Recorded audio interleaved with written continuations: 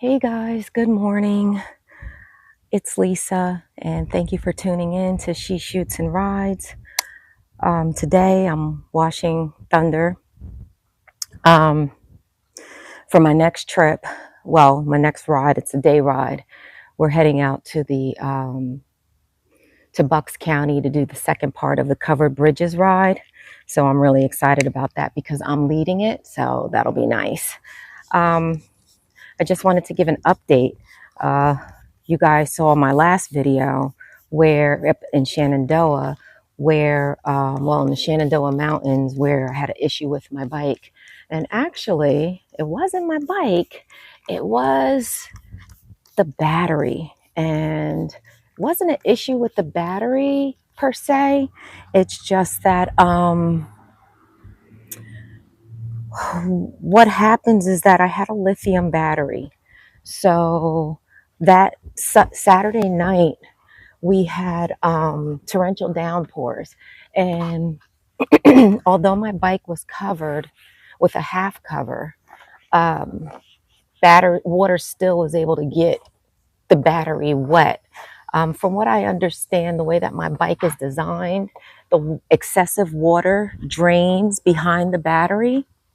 And with a lithium battery, if it gets wet, it shuts down.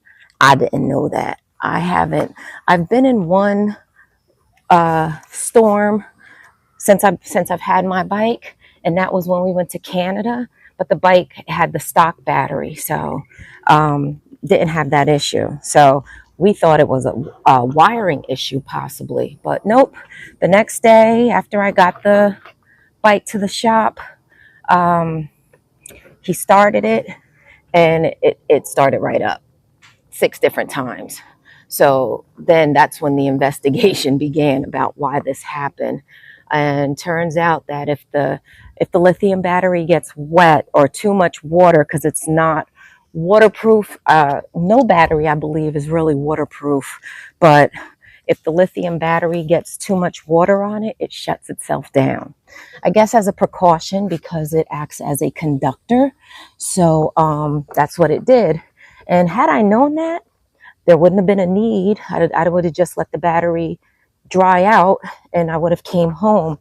But because we didn't know that, I ended up getting it towed. But with that, I changed out my battery to an AGM battery, and hopefully I won't have that problem anymore. So yeah, it was a little scary, but I learned something. Actually, a lot of us learned something because of this experience. So, the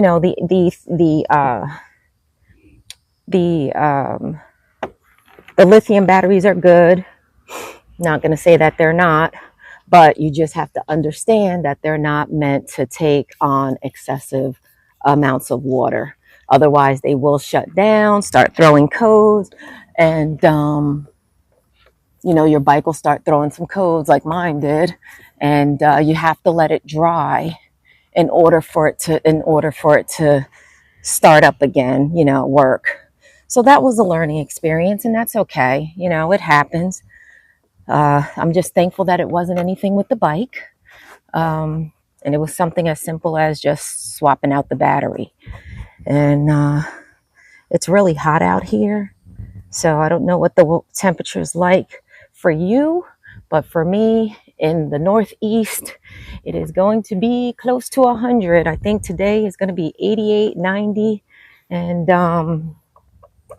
tomorrow is definitely going to be in the hundreds, in the 3 digits. So, but we've had rain like almost every weekend. So this is going to be a nice change. And I'm happy. I can't wait. I was so happy to get my bike back yesterday. I could have just kept riding. I was so happy. I love riding my bike. So I'm actually trying out this feature with my camera. It's an AI tracking, so I hope it works. What else?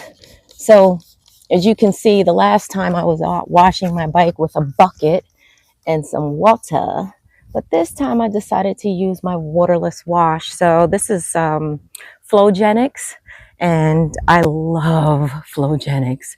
I love it. They have a whole line of products, and I love Flowgenix. It gets the bike so clean. But every now and again, you know, I do put a little bit of water on it and wash it down, give it a good wash. But the Flowgenix keeps it so nice and shiny, and actually it keeps it, it puts like this layer, protected layer on it, and it gets the bugs off really good too.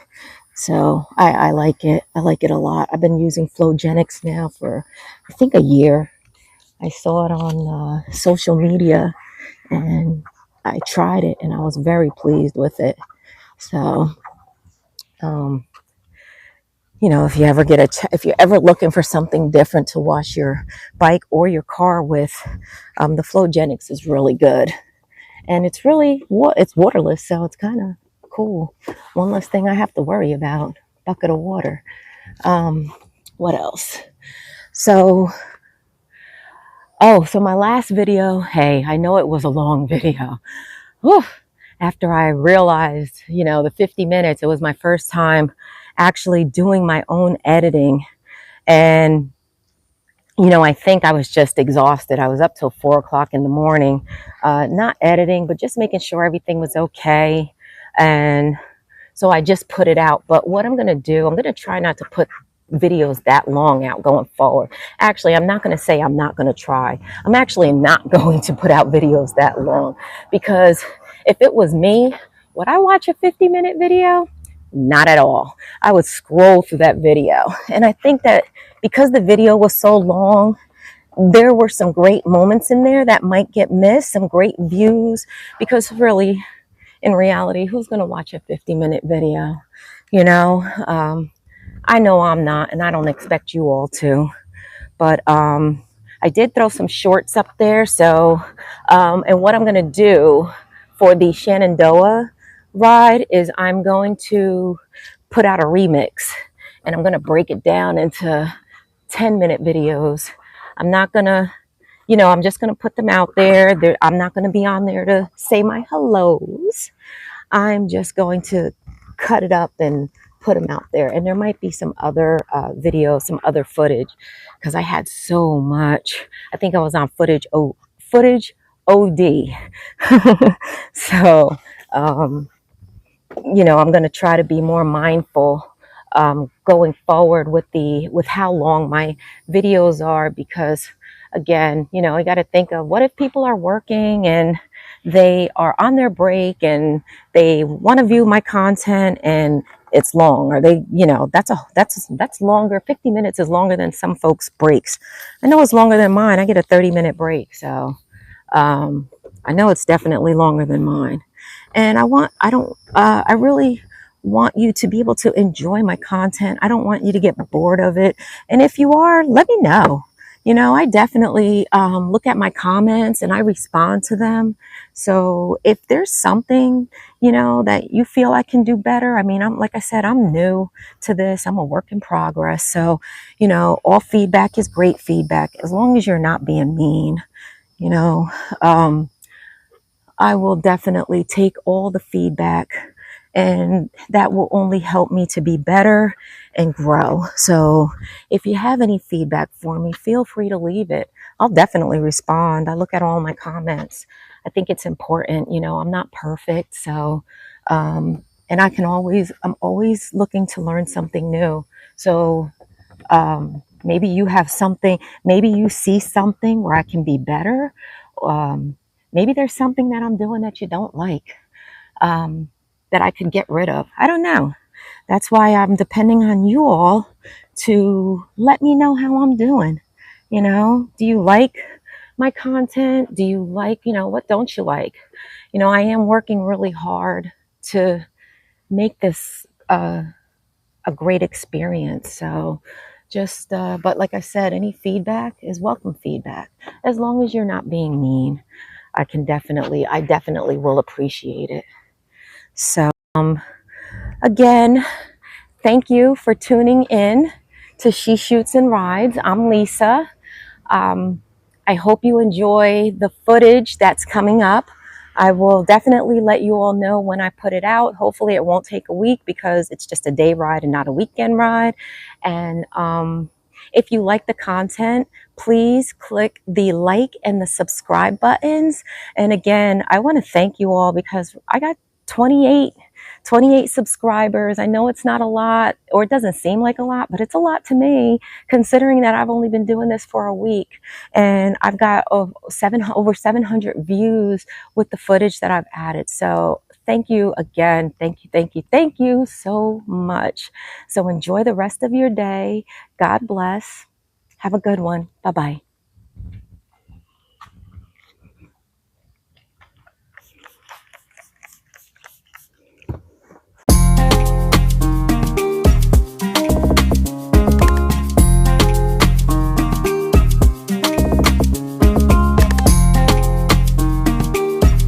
Don't forget to subscribe, like, comment, or share my channel.